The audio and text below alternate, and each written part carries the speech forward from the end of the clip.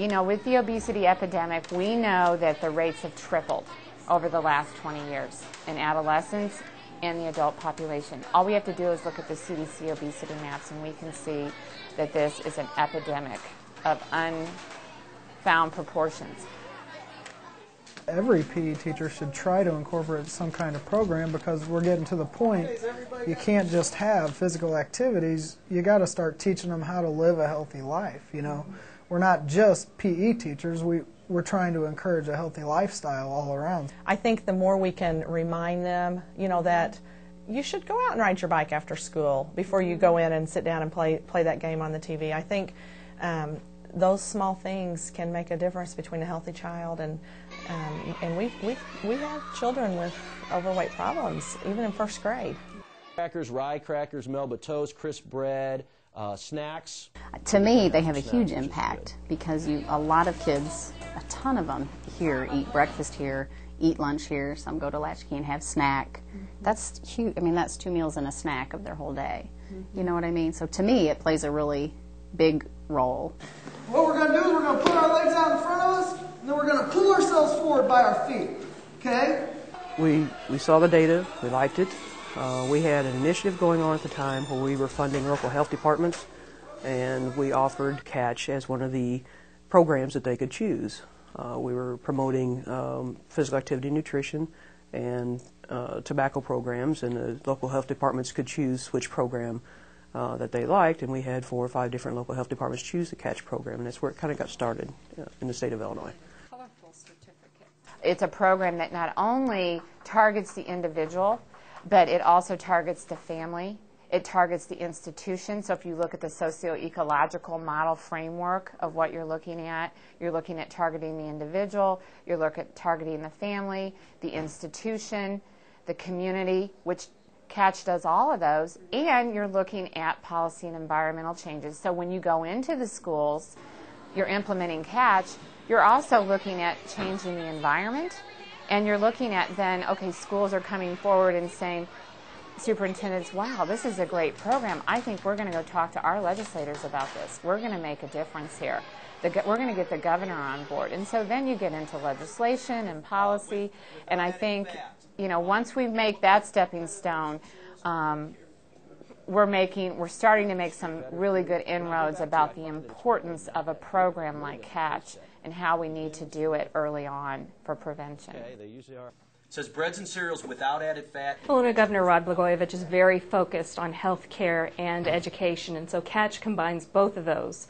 Health care as far as, you know, getting them at a young age, trying to address the obesity problem early on, getting them to make wiser choices as far as what kind of foods they pick, as well as making sure that they get exercise, not just, you know, fast forwarding through a show on TV or a movie or downloading on a computer or playing a game.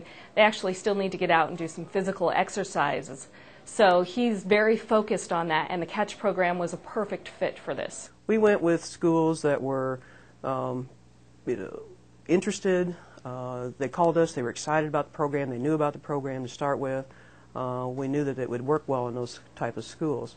We also went to a few schools in some communities where we had other support, like consortiums were already there, or a YMCA or something was in the community already that could be some support to them. So we offered them some money to buy the curriculum. They buy PE equipment. We complete the training for them. And then we have about, maybe about $1,000 left over in their budget for a family fun night. So we try to make sure that they get support for all 4 components. We actually go out to the schools that we have selected as part of our pilot project, and we schedule trainings and have the teachers come in. Usually the trainings are a day or a day and a half, and we try to cover an overview of childhood obesity and the health status of children, and then we go into what is coordinated school health, and then after that we break them out and we talk about the specific components of the Catch program. That way to move, guys, that way. Hand up and we're moving. Next station, next station. This was our opportunity to really make a systemic difference, because we did have food service sitting with us. We have the school nurse that goes in and helps do BMIs, weights, blood pressure monitoring of all the kids in all the PE courses now. We have the school counselor doing some health counseling We have those health lessons that kids are talking to their parents now, because I get more parents, they crack me up. You know, they came home and critiqued what we had for dinner last night. I'm like, well, that's a good thing, because what we found with Catch is it changes your behavior. Along with that came the Catch philosophy. We based it on that. And lo and behold, we got the grant, and we went from no PE teachers to 3 PE teachers, from maybe 1 PE period a week to 3 PE periods a week for each child, plus a health period.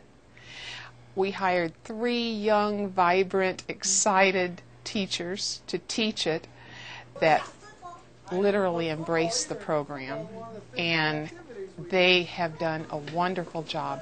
And I know the last time we kind of monitored the amount of activity each child was getting in a class, it was like 70% of the time all the kids were active. And sometimes it was above that, depending on what their activities were, but that's pretty good for a class period. I think the school nurse can play a very large role on the educational side of things. The nurse can play a role in the classroom, helping to teach the curriculum. They can play a role in modeling good behaviors, in talking to kids one-on-one as they come into the office about nutrition and physical activity and health and wellness. And it's done. Take your cutter here, slide it across. You have a poster. We do the posters that you see. We do a section on our menus. We always have a healthy message to the parents. The kids know what to look for. We have a fun corner. Sometimes we'll have a healthy food puzzle on the menu.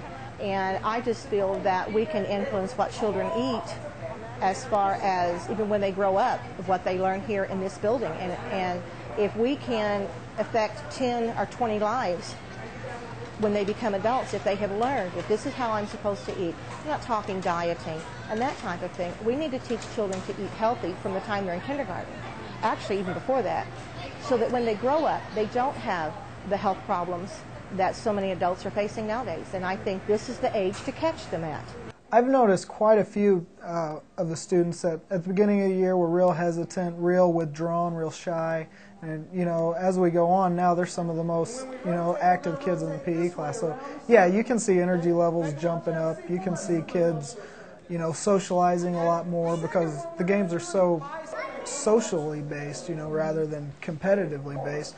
The kids are really, you know, it really brings them together, I think. I know when the kids are in the cafeteria, they show me what they're eating for lunch. They notice what kind of milk they're drinking. And you can just tell their food choices are a little bit different. In the 3rd grade, we have a home component that they do for 5 weeks. It's called the Hearty Heart Home Team. So they actually take activities home to do with their parents and their families. And it includes a nutrition component in that. They read a story. They do an activity is also included, and they set goals throughout these weeks. And we keep track of that at school, so it's posted up on the wall so they know how many points they're earning. And we've had a really good turnout this year, which I was pleased with. And then our 2nd graders, we just send letters home so that the parents know what's going on in the classroom. So it kind of involves not only the students at school and teachers, but their whole families and parents. So they're learning, hopefully getting something out of it too. You can actually see the kids having fun. You can actually see the kids going through a lunch line and saying, oh, that's a go food, or that's a slow food, or that's a whoa food. So you know that not only are they learning the skills about healthy lifestyle behavior change, but they're also picking up changes in knowledge, and their attitudes are shifting towards certain things and wellness in general. And so I can't help but think that that carries over to home. That was one of the main reasons that we enjoyed having Catch as an option out there for funding. The evidence is there, and it continues to be there, and there are studies continually going on it every day. You know, there's new studies that come out about Catch working.